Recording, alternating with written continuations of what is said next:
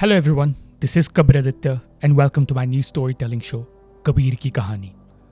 आज हम बात करने जा रहे हैं इंडियन क्रिकेट टीम की जो करंट हालत है इस वक्त, और खास करके उस हेड कोच की जिनका नाम है गौतम गंभीर। हम इनके बारे में थोड़ा डिटेल में जाएंगे बट एक कहानी के जरिए कि इंडियन क्रिकेट टीम में फिलहाल चल क्या रहा है जो ये एक सर्कस बन के रह गई है। आइए शुरू करते हैं।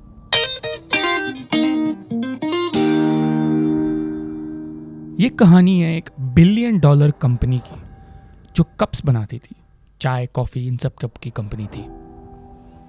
इस $1 बिलियन कंपनी का नाम हम रख देते हैं ICT। ICT ने हाल ही फिलहाल में एक बहुत बड़ा अवार्ड जीता था, बहुत बड़ा टेंडर से जीत से उसके बाद वो अवार्ड मिला था। काफ़ी खुशी के दिन थे सबके लिए। जैसे ही वो अवार्ड जो जीता था उसके बाद जो मैनेजिंग डायरेक्टर थे MD साहब, वो रिटायरमेंट ले लिए थे, वो अपने दूसरे कामों में लग गए थे। सबके चहेते थे, सबसे हम्बल बंदे माने जाते थे वो पूरी कंपनी में, डिस्पाइट कि वो इतने बड़े लेवल पे थे। कोई सुपरस्टार वाले टैंट्रम्स नहीं थे, कुछ नहीं थे। अब आ रही थी एक नई MD की बारी। MD रिटायर हुए थे, मैनेजिंग डायरेक्टर। ये जो chief executive officer CEO and chief financial officer CFO इस कंपनी के, उनके भी खास फेवरेट थे। बड़ी अच्छी बनती थी उनमें, कोई ईगो इश्यूज नहीं, कोई टैंट्रम्स नहीं। सबका जो भी अगर थोड़ी अनबन भी होती थी या डिसएग्रीमेंट्स थे तो डिसएग्रीमेंट्स तक रहते थे, आर्ग्यूमेंट्स या प्रॉब्लम्स में नहीं होते थे। टीम की परफॉर्मेंस को कुछ इफेक्ट नहीं होता था, ईगो क्लैशेस नहीं होते थे। इवन दो इतने सुपरस्टार्स इतने सालों से जो कंपनी में काम कर रहे थे, उन तक को इस MD ने संभाल लिया था। CEO और CFO दोनों एक बहुत बड़े सुपरस्टार माने जाते थे इस कंपनी के। कंपनी को $1 बिलियन कंपनी को टैग देने में इन दोनों का बहुत बड़ा हाथ था। दोनों अप्रॉक्सीमेटली एक ही टाइम पे काम शुरू किया था। हालांकि जो अभी का CFO है वो पहले CEO भी रह चुका है। कुछ रीज़न से CFO की दर्जा दे दिया गया और नया CEO बना दिया गया।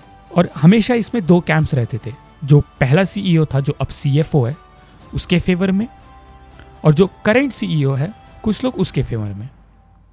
बट सबकी अपनी अपनी थी। बीच में थोड़े क्लैशेस भी हुए थे CEO और CFO में, बहुत सारे डिसीजंस पे।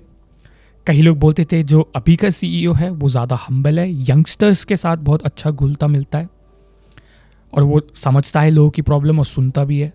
और कहीं ना कहीं जो CFO, जो पुराना CEO एक बार रह चुका है, वो अपने टाइम में कुछ इतना लोगों को साथ लेके चलता नहीं था। और जो एम्प्लॉयज़ भी रिटायर हो चुके हैं वो लोग भी बाहर कहानियाँ लेके आते हैं कि क्या क्या बिहेवियर्स रह चुके हैं, सुपरस्टार कल्चर, ईगो, एरोगेंस, ये सब ऐसी बहुत सारी कहानियाँ निकल के आई हैं। बट कहते हैं ना, जब टाइम वक्त अच्छा चल रहा होता है तो ये सब चीज़ें माफ़ कर दी जाती हैं। पर टाइम बुरा होता है ना, तो बंदा जिस शॉट पे चौका भी मार रहा होता है ना, शोर शॉट पे, उस पे भी आउट हो जाता है। यही कुछ हाल था इस CFO CEO का, होने वाला था एक्चुअली। जब अनाउंस किया गया कि एक नया मैनेजिंग डायरेक्टर, नया MD वो आने वाला है, सबको लगा था ये MD एक बहुत ही ज़्यादा धूम मचाएगा टीम में, बहुत सक्सेस लाएगा, 4 गुना सक्सेस लाएगा जितनी ये ICT ऑलरेडी जीत रही थी। अवार्ड्स, टेंडर्स, सब, जितना $1 बिलियन का बिजनेस था ये $10 बिलियन हो जाएगा। सबको बहुत उम्मीदें थी। बट थोड़े फैक्टर्स भूल गए थे कि ये जो MD था, इसने काम शुरू इनके साथ में कंटेम्प्रेरी का था। CEO और CFO से इतना एल्डर नहीं था। जो पहला वाला MD था वो बहुत ज़्यादा सीनियर था। एक अलग ही रिस्पेक्ट होती है, अलग तरीका होता है डील करने का, काम करने का। पर जो करंट MD नया आया था वो ऑलमोस्ट सेम एज का था। तो आप समझ सकते हैं कि कहीं ना कहीं वो पावर क्लैश आ ही जाता है कि भाई तू MD क्यों है, तू इतना डिसीजन क्यों ले रहा है, हमने ज़्यादा काम किया, हम पहले से चला रहे हैं इस कंपनी को, वगैरह वगैरह। हो सकता है, पर वो डील भी किया जा सकता है अगर पर्सनैलिटीज़ ठीक हो। 2 इम्पॉर्टेंट टेंडर्स कंपिटिटिव कंपनी जो थी, कंपिटिटर थी इनकी, ACT, वो ले गई। आते ही 2 करारी हार जो कि बिल्कुल उम्मीद नहीं थी। अनबन तो शुरू हो ही गई। CEO CFO वर्सेस जो पूरी टीम थी कंपनी की, वर्सेस द नया MD के आइडियाज़। और उससे कोई लोग बोल रहे थे MD को बहुत ज़्यादा पावर है, जितनी पहले नहीं थी, थोड़ा मिल के काम करते थे लोग, एक भाईचारा था। कोई लोग बोलते हैं कि CEO CFO को अब हटा देना चाहिए, अब वो उनके आइडियाज़ पुराने हो गए हैं, तरीके पुराने हो गए हैं। और जो पहले CEO और CFO के क्लैशेस भी थे, एक दूसरे से जो भी थोड़े झगड़े अनबन भी थी वो और बढ़ने लगी। इन शॉर्ट बट्टा बैठने लगा कंपनी का। बट बहुत कम लोगों को पता है जो अब नया एमडी आया है वो बचपन से कितना अमीर था, कितने अमीर घराने का था। जो अभी के सीईओ, सीएफओ और बाकी एम्प्लॉयज़ है कंपनी के, जो टीम है, वो बेचारे हमेशा कोई ना कोई मिडिल क्लास या लोअर क्लास बैकग्राउंड से ही आगे जाके मेहनत करके बढ़े हैं। मैं ये नहीं कह रहा एमडी ने मेहनत नहीं करी और वहाँ पहुँचने के लिए, बट वो ऑलरेडी पैदा एक गोल्डन स्पून के साथ हुआ था। बहुत कम लोगों को पता है। तो क्लैशेस तो आने ही थे।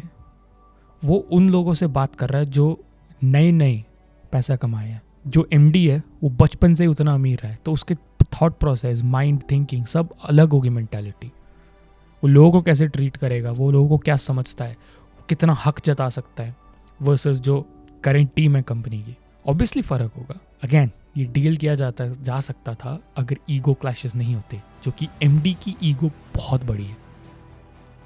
कोई लोग कह सकते हैं कंट्रोल करना चाहिए भले कितना भी अमीर से आया हो, but again life's not fair, the world's not fair. और कहीं ना कहीं जो कंपनी की इनसाइड इन्फॉर्मेशन होती है, इनकी क्या किसी से लड़ाई हुई है, आर्ग्यूमेंट्स है, ये कंपनी के पहले बाहर नहीं जाती थी, पर अब लीक होने लगी। शेयर होल्डर्स, स्टेक होल्डर्स जो भी सारे कंपनी के बाहर थे, कहीं ना कहीं से लोगों को हवा लगी जाती है कि कंपनी का माहौल ठीक नहीं है। कई लोगों में अनबन है। सीईओ, सीएफओ और खास करके एमडी दोनों एक पेज पे नहीं है। तो सक्सेस कहाँ से आएगी? कैसे जीतेंगे टेंडर्स? कैसे compete करेंगे एसीटी से, जो कि हाई कॉन्फिडेंस पे और जानी जाती है रूथलेसनेस के लिए, कि किसी भी तरह से जीतना है। काफ़ी लोगों का शक था कि ये सीईओ, सीएफओ ही या उनमें से एक है जो लीक कर रहा है इन्फॉर्मेशन, ताकि एमडी का नाम खराब हो और वो निकले। कोई लोग कहते हैं एमडी खुद लीक कर रहा है, पर इन सब में से एक बेचारे नए एम्प्लॉय पे सबने ब्लेम डाल दिया कि उस बंदे ने लीक किया, जिसका कोई लेने देने नहीं है, जिसको कुछ अता पता नहीं है कि चल क्या रहा है। वो बेचारे को तो ढंग से काम ही नहीं है, एक इंटर्न की तरह ट्रीट किया जा रहा है, पर अभी से ही उसको सारी डाल दी कि सारी लीक उसने करी है। खैर, अब एक नया टेंडर आना था जो कि डू और डाई सिचुएशन है सीईओ, सीएफओ और एमडी के करियर के लिए, और इस टेंडर का नाम है द चैंपियंस ट्रॉफी 2025। ये कहानी थी इंडियन क्रिकेट टीम की। उम्मीद करता हूं कि आपको इस कंपनी की कहानी से पता लग गया होगा कि मैं किन किन बातों पे छेड़ा है, क्या क्या एक्सप्लेन किया है, कौन एमडी है, कौन सीईओ है, कौन सीएफओ है, क्या है। अगर वीडियो पसंद आए तो प्लीज़ लाइक कर दीजिएगा, मेरे चैनल को सब्सक्राइब करना मत भूलिएगा।